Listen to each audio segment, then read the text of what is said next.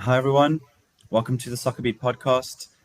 We are talking the World Cup 2026 draw, and I've got Tsepo Masilela with me. Perfectly placed expert for you because he's played in a World Cup. And even more than that, a lot of players have played in World Cups, but you played in the exact game that we're going to see in the opening game of the 2026 World Cup, South Africa against Mexico. So, guys, if you haven't been following the draw, throughout, it took a long time. We've drawn Mexico, we've drawn Korea Republic, and then the third team is still to be decided because it's the team that got into the playoffs. It will be a European team, either Denmark, North Macedonia, Czechia, who used to be the Czech Republic, and the Republic of Ireland. Tsepo, before we go into each team, like individually that we're going to play, what's your feeling so far?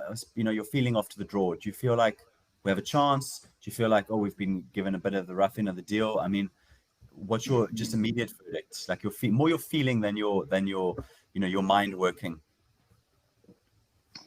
My feeling is we have a chance. We have a chance. And again, we're still waiting for the 14, depending on the playoffs. But my feeling is, it's a pity. The first games, they are very tricky and tough. And if you're playing the host, I know, the first game in Mexico against Mexico, if we can manage a result somehow in that game, because once you lose the first game, it puts you on the back foot. Now you're watching who's winning against who's playing a draw. So now you more like depending, but it's a first game that we're playing, opening. We open the World Cup like for the whole world again. You feel Against Mexico. So it's hopefully this time we can get to win and get 3 points. we need But I revenge. do fancy our chances. Yeah, I think so as well. Just a general feeling is we have a decent chance. We've been given a good group. We have something to fight for there. Just before we keep going, tonight's show is sponsored by Shield. So they're sponsoring the show. You can see all the branding. They're behind us for this podcast. We need you guys behind us to get us to our next 100K subscribers. And there's a 50,000 Rand prize once we reach that for one person. So instead of dividing the prize up, it's going to be for one individual. That's going to be very nice to get in maybe around Christmas or the New Year, whenever that happens. Okay, so let's just go through Mexico to start the whole tournament. That's going to be on the 11th of June in Mexico City. You've touched on it, but it's going to be chaos. I mean, can you imagine the support there for that opening match? It'll be a lot like for us in the 2010 World Cup. There'll be so much euphoria. Having said that, Mexico, maybe not as strong even as that team that was in 2010, because that team had players from Barcelona, the Dos Santos type players, Rafael Marquez, who scored. They had Chicharito and those guys. This Mexico team has a few big names, especially like Raul Jimenez from Fulham and Irving Lozano, who's the fast forward that used to play for Napoli. But it's not as scary as before. There's a lot of players based in Mexico, a good league, but maybe, as you say, we can get a draw to at least start, and then we kind of in business. Then we're not like chasing our tails then for the rest of the games. I was going to ask you, because you played in that Mexico game in 2010. I know you were on the bench, which was a massive surprise to me at the time. But you came on. I see you got a yellow card actually when I went to check. What do you remember about the game? I mean, the whole environment, because that's going to be similar to what Bafana players are going to have to be prepared for from the Mexico supporters. Listen, Grant. That first game, it's one of the highlight of my career. Driving to the stadium alone, you could feel a sense. This is a special occasion. This is a special, tournament. I even I'm getting goosebumps. So Yeah, me even too. when the national anthem, was being played before the kickoff, I saw like some of my teammates tears rolling down. Like it shows you how massive this was for them.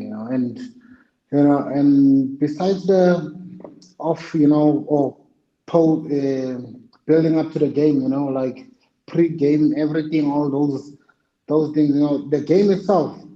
Let me tell you, the first half was difficult. We could have went to the change room 2-0, 3-0 down. That's how tough it was. I think also, the occasion it got to us South Africans. Like, listen, man, it was the World Cup in African soil, the first World Cup in African soil. You can imagine everything that that was going on. But second half we settled well. Thanks to Shawa. That goal, first World Cup goal in African soil, but it was a tough game. They're a good team, and if you look at our group, we had France, we had Uruguay. Uruguay, I think they went all the way to semi-final. So Mm. it was not an easy group, but yeah, man, those are the moments you live for as a footballer. You dream to be in those positions, in those stages, and World Cup 2010. I Mm. don't know what to say, man. But you remember that group? That group was tough, but we actually got 4 points, and in a lot of World Cups, 4 points would take you through. There's teams that have qualified with 3 points in that 2010 World Cup. I think New Zealand got three draws and they got through. So it was, sometimes there's some results that have to go your way to get through to the next round. But I just want to ask, you're obviously on the bench for that game. Do you remember why? Was it just a selection issue? Was there another reason? I know you played them, the two after that, but actually, what do you remember about that? I mean, at the time, I'm sure you were disappointed, but at least you actually played in the game. You weren't like on the bench throughout. No, to be honest, I was not disappointed that I'm on the bench. I got a knock, man, when we were playing the Frenchies. Brought up to actually announcing the final squad. When everyone was there, I got a bad knock on dead leg. On my knee, and it bruised up. It was bleeding from inside. So I was very doubtful to make the final squad. To be quite honest with you, and so hence I think that's because I didn't like take part in. After that knock, I was out for maybe couple of days, and when you look at the time frame, you only have like a month or 2 months. So the coach was trying to, and but yeah, man, I managed to recover just in time, before they made the final 23 announcement, and that's how I made it, and maybe that's part of the reason. And also the Lucas Chala was playing most of the Frenches because I had an injury and he trained, throughout. He never had any knock or any setback, so it was only fair for him to start. Yeah, makes sense. But anyway, look, I do think this Mexico team isn't as good as the one you guys played against.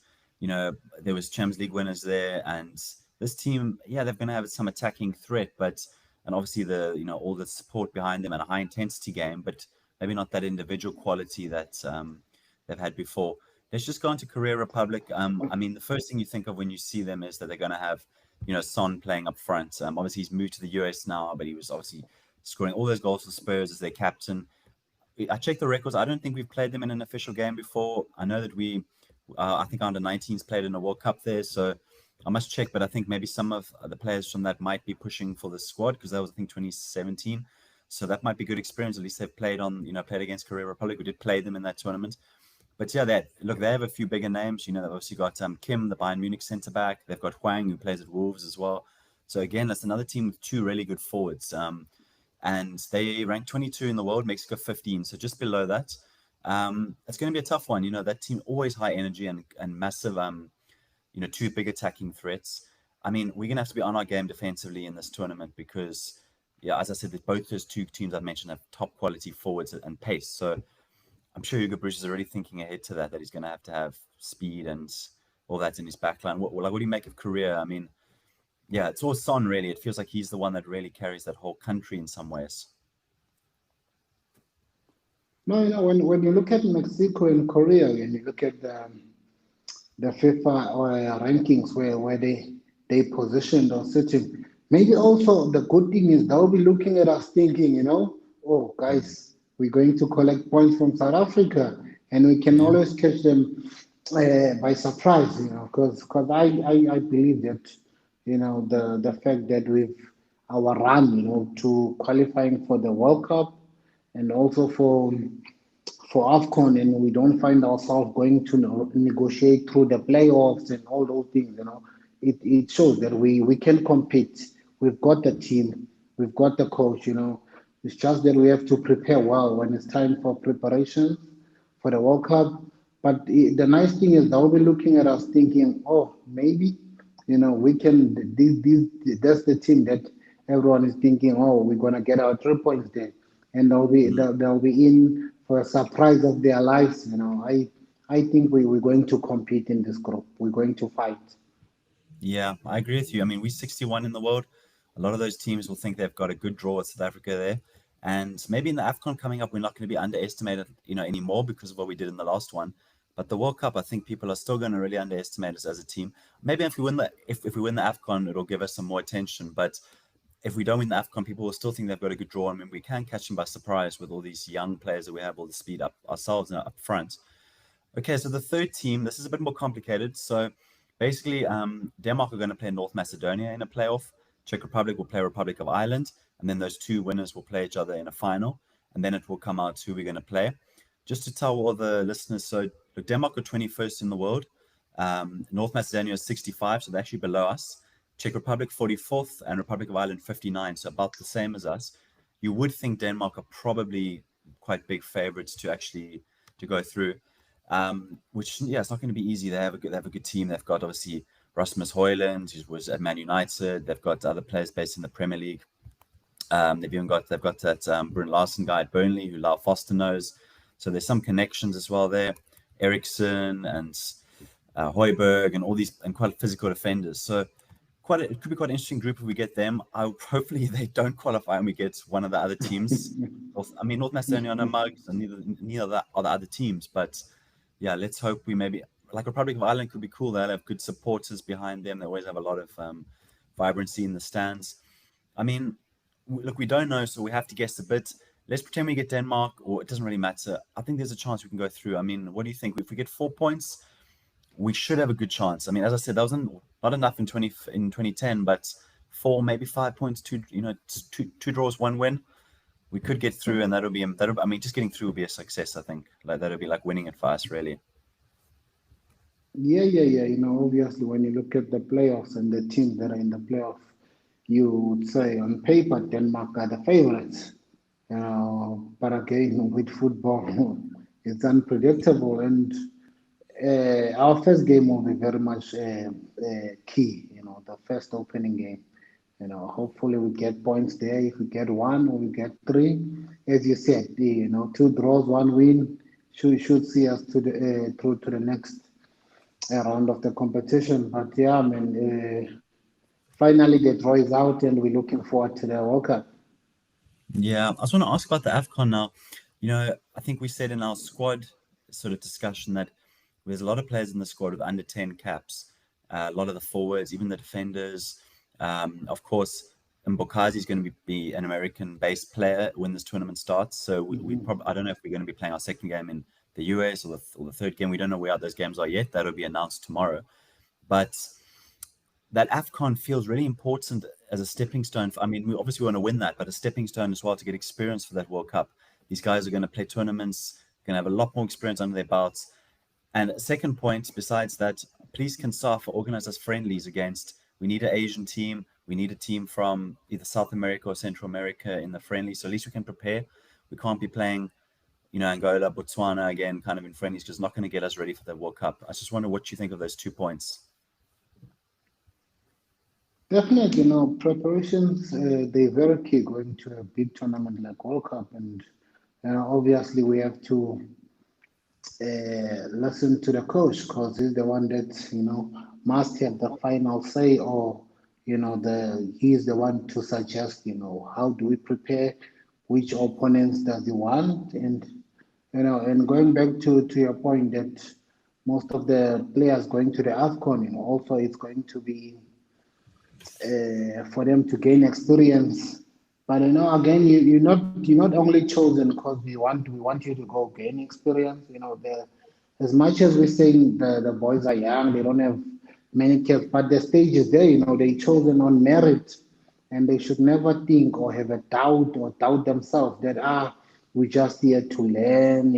Obviously it's part of growing. It's part of, but they there because they deserve to, and they there on merit, so they should never even have a slight doubt. They should just go and show Africa and the world what they made of and what got them to be selected to Bafana. But after the AFCON, the thing is you don't have like between this Africa Cup of Nations and the World Cup, you don't have like much time or too many friendlies. So it is very key also to do well. So you don't come back and coach has doubts and you Yeah. miss the flight to the World Cup. So it's also the time frame when you look at it now in December and World Cup starts. It's a couple of months down the line. So Mm. once you don't have much time to recover if you do very bad. Because during after AFCON to World Cup there will be club football and the coach can say, but maybe I should have went with this, maybe it was my mistake. So the pressure, and it's very key to whoever is given a chance to grab the chance with both hands. Mm. I mean, the AFCON finishes in January, and then there'll be a FIFA break in March. And then you got to impress because Hugo Bruce likes announcing his squads quite early. So you got to maybe take your chance in those first few weeks of the PSL resuming. You got to do really well. The Sundowns players who didn't get picked, they were in the US for the Club World Cup. They know the weather. It's not going to be easy with the temperatures. So they will be desperate to impress, like your Morenas and even maybe Zwana. I mean, you can never rule him out. Even though you'll be 6 months older, they have got experience of playing that Club World Cup, so that's a big factor. Plus, I think a lot of eyes will be in that opening game. If we were playing Mexico, in the 10th game or something, there would be people watching, millions. But the opening game has got so many eyes on it. There's such a chance for our young players to even impress clubs overseas to try and get a big move. I mean, at that stage, and because you only have a few months in the US, already you could have teams looking at him. But it applies to all our players. Then Cortez and those guys who are playing, in the Middle East, there's moves to go, to actually be made there. Did you guys feel in 2010 that there were eyes on you, that there could be chances to move overseas after the tournament? Because there were links, but a lot of players didn't end up going. I know there's lots of reasons with, how well PSL clubs pay and all that stuff. But did you feel like eyes were on you that you could? I mean, not you because you were already had playing for Getafe and all this stuff, but some of the others. Did you feel like they felt they could attract a big move? Yeah, to an extent, I had that feeling that guys also they were, guys like you must remember prior to World Cup, much talked about player was Tsepo Modise. Everyone was Mm. saying, if he has a good tournament, he might move.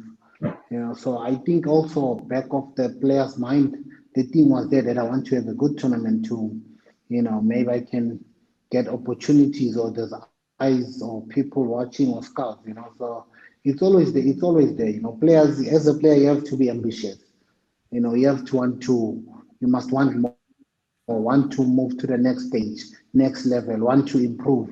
So I'm sure definitely, guys, while thinking, given an opportunity, if I do well, and again, you must not put that first. It's team first, because it's a team sport. But Yeah. once you shine and you help the team wins, and you have a good tournament. It's a win-win. So it should never be about me. No, it's us. In a team, it's a team sport. So, but yeah, definitely, guys. I think when I look back and think, it's obvious. I mean, players wanted to move over Mm. overseas. Yeah. And we have got comments coming through because we're doing a live pod. Obviously, this show is sponsored by Shield, as we said. Some guys are saying they really want to avoid Denmark. Now, I'm sure if Bafana do join, draw Denmark in March, we will do a full pod on that one as well because we can't really cover that third team too much. And tomorrow, for everyone listening, that will be when the fixture dates and the venues and everything comes out. I think there's a lot of planning behind that to make sure that the host nations play in their own countries and where teams move, and it will affect us because we could be able to see if we finish first or second, if we have to do a lot of traveling. So tomorrow, definitely check on I think on the FIFA website, whatever, when they announce those fixtures. Tsepo, this has been top podcast. I mean, it's so exciting that we actually had a World Cup that we qualified for. That and obviously as host it was great, but we haven't qualified for World Cup for such a long time. And we've got the AFCON. It's basically like it's Bafana Central for the next few months. We can really focus on Bafana. And they really, yeah, I mean, there was the Rugby World Cup draw the other day, and now we've got a Football World Cup. So at least these sports can be spoken about in the same breath because it's just due, basically. Tipple, thanks for joining me. This was really, really good. And I'm sure we'll be chatting about more about the World Cup once we know our fourth team is. Thank you. Thank you. See you soon. Guys, hit us in the comments. Tell us what you think of the draw. I know some of you think 9 points are coming up, but let's be realistic. Are we getting 9? Are we getting 7, 5? How many points are we getting? Are we getting through? And then check the draw tomorrow to see who we could actually play in the knockouts. Thanks, everyone. Let's hit those comments. Cheers. Cheers.